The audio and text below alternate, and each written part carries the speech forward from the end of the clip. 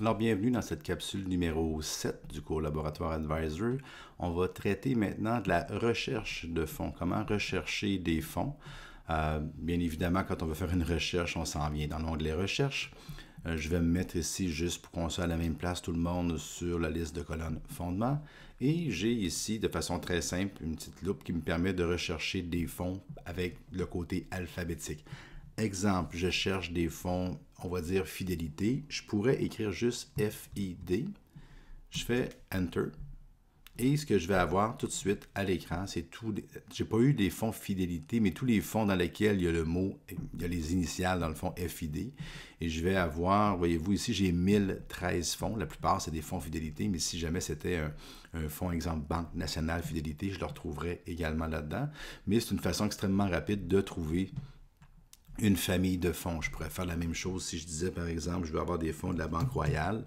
Alors, je pourrais marquer, pas Royal, c'est pas vrai, c'est RBC, si ma mémoire est bonne. Alors, si je fais RBC,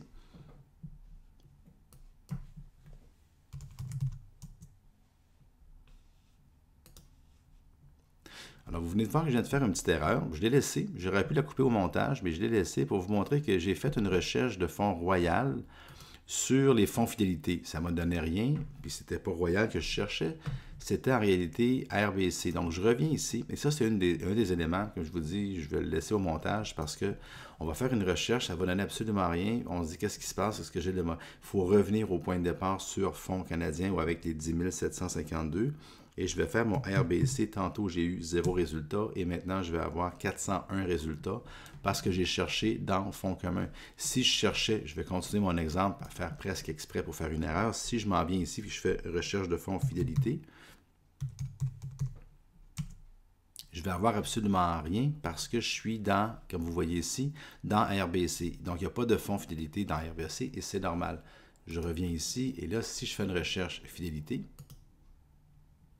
là, j'ai mes fonds fidélité. Donc, ça, c'est un principe de base qu'on travaille par entonnoir dans la recherche avec Morningstar. Si je sais exactement le nom du fonds, je peux tenter ici de l'écrire ou mieux, je pourrais écrire le numéro dans le même code qui est là, je pourrais écrire le code du fonds. Exemple, FID 521. J'arrive avec le fonds fidélité dividende. Il ne me paraît pas ici comme FID 521, mais si vous vous souvenez, si je clique sur multiple, je vais voir que j'ai le FID 021, 341 et 521. Et j'ai réussi à le trouver avec le même onglet ici. Donc ça, c'est super pratique parce que vous pouvez rapidement, si vous avez les codes de vos fonds, vous allez directement ici, vous faites votre recherche et si vous vous souvenez ce qu'on avait vu précédemment, je peux venir avec le bouton droit de ma souris dire j'ajoute ça à ma liste de travail et vous faites vos recherches de tous vos codes de fonds pour vous bâtir ou une liste de fonds ou un portefeuille. Alors, j'ai pris le FID 521, je pourrais continuer à faire ma recherche, je dis je vais avoir le FID 565. Parfait. Je le prends. Je l'ajoute à ma liste de travail. Je fais ma recherche. Le CIG 7425. Voyez-vous, il ne l'a pas trouvé. Toujours revenir à fonds commun. En passant, je fais exprès pour le laisser pour que vous voyez. Donc, CIG 7425. Et voilà, c'est le fameux CI Placement canadien. Je l'ajoute à ma liste de travail. Je continue. Alors, je vais avoir le AGF 676. L'AGR de dividende, je le prends, je l'ajoute à ma liste de travail. Pour l'instant, on va dire que c'est suffisant. Je fais afficher ma liste de travail. Ce que c'est, j'ai mon AGF, mon CI, mon fidélité et mon autre fidélité. Donc, je viens de me créer une liste que si jamais je terminais mon ordinateur, je fermais mon programme à l'instant, mais je perdrais tout le travail que j'ai fait.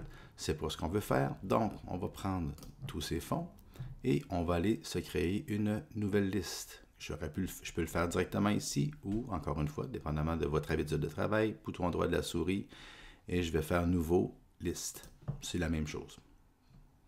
Vous remarquez, encore une fois, on vient d'ouvrir un nouvel onglet. Donc, vous avez votre ancien onglet qui est ici, mais on vient d'ouvrir un nouvel onglet dans votre navigateur web et on voit à gauche les 4 fonds qui sont là et on me dit, bon, est-ce que tu veux prendre tous ces fonds et en faire une liste? La réponse, c'est oui. Donc, ce que je vais faire, c'est que je vais faire ajouter tout. Et là, je viens de prendre les fonds que j'avais choisis. Je m'assure que je les veux dans la liste. Je pourrais faire d'autres recherches si je voulais rajouter d'autres éléments, mais présentement, dans ce que je vais faire, ça convient. Je vais faire sauvegarder cette liste de fonds-là. Je vais la mettre en majuscule. Je sauvegarde.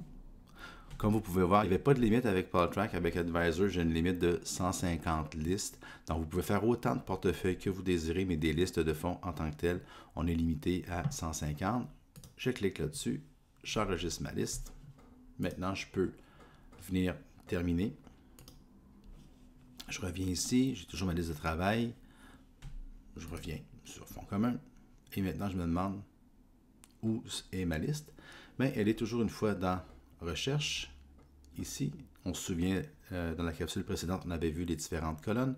On se souvient qu'on avait vu les différents filtres.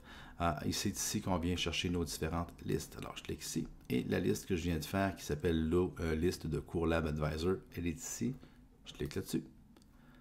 Et j'ai les fonds qui sont dans ma liste que je peux faire, imprimer, voir des graphiques et ainsi de suite. Donc, c'est la façon de pouvoir faire de la recherche et une création de liste avec mes différentes recherches que je vais faire.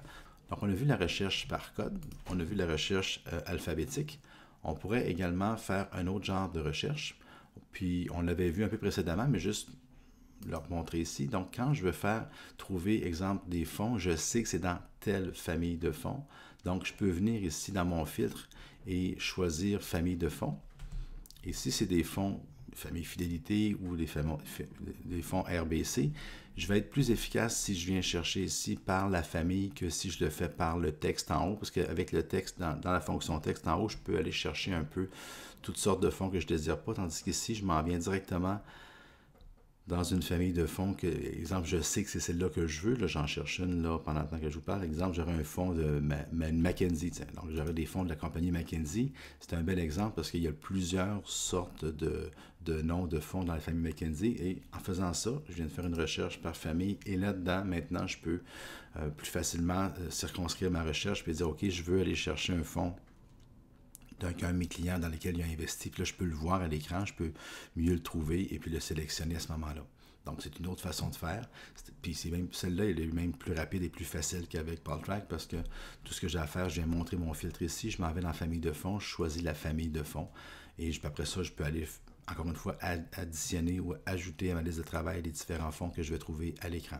Toujours de la même façon, quand je veux revenir et je veux éliminer, je reviens sur mes fonds communs de placement, je dissimule mon filtre et comme je vous le mentionnais, j'aime enlever le menu de gauche pour pouvoir travailler en mode plein écran.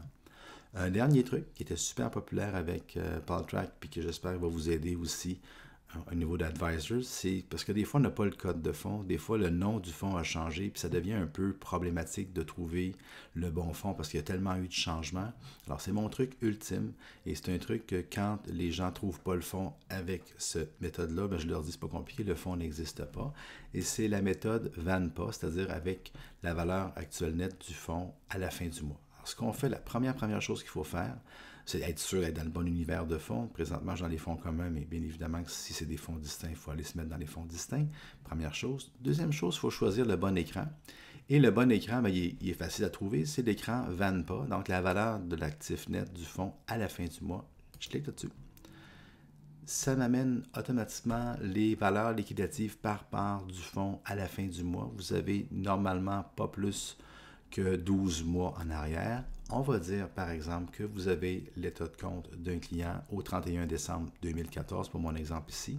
Ce que je peux faire, je clique ici et je viens automatiquement de cliquer, je vais le refaire une deuxième fois, et je viens automatiquement de cliquer sur le fait que je viens de classer les fonds par ordre décroissant de la valeur la plus élevée à la valeur la plus faible au niveau de la valeur liquidative par part des fonds à la fin du mois. Alors des fois, j'arrive, j'ai un fonds et je sais qu'il valait, exemple, au 31 décembre 2014, le fonds valait, je ne sais pas, 36,14. Okay? Donc, je peux ici réussir à descendre comme ça. Et un fonds qui vaut, là j'ai pris 36,14 au hasard, mais j'arrive ici à 36,12. On va dire que mon fonds valait à la fin du mois 36,12 et il a changé de nom. Mais là, je vois ici 36,12, 31 décembre 2014. Je vois ici le fonds Manuvie. Oui, effectivement, c'était un fonds Manuvie. Alors là, je viens de trouver le bon fonds grâce à la valeur liquidative à la fin du mois. Ça m'assure que c'est ça. Si c'est un fonds qui valait, exemple, 36 et 14, et que c'est un fonds de la Banque nationale, et que j'arrive ici et que je vois qu'il n'y a aucun fonds à 36 et 14, bien, je me dis, j'ai pas... le fonds n'existe plus, il a été fusionné, mais parce que quand la valeur liquidative par part est la chose qui change pas. Si jamais elle change, c'est parce que le fonds a vraiment été fusionné et vraiment été complètement transformé. Quand on fait juste un changement de nom ou juste un changement d'objectif, les valeurs liquidatives par part demeurent. Donc ça, c'est un truc ultime à la dernière instance pour pouvoir trouver un fonds. La seule chose, peut-être, c'est que ça va un petit peu moins rapide qu'avec anciennement PaulTrack, parce que PaulTrack, tous les fonds apparaissaient en même temps, tandis qu'ici, je suis en mode de plusieurs écrans. Donc, par contre, si je sais que le fonds vaut environ 10 par part, je peux venir ici en bas et dire je vais aller à la page 12 peut-être. Et là, maintenant, je vais beaucoup plus rapidement. Autrement dit, je viens de passer 11 pages. Et là, je suis encore dans le 14 et sur les 17. Donc, si je sais que mon fonds va aller dans les 10, dans les 10 je vais peut-être aller à la page 18. Et je peux continuer comme ça la page 22. Vous voyez un peu le genre. Donc, c'est un petit peu plus long que c'était avec PaulTrack parce que je ne peux pas descendre aussi rapidement. Mais c'est un moyen absolument certain de trouver un fonds, à savoir que est-ce qu'il existe ou non.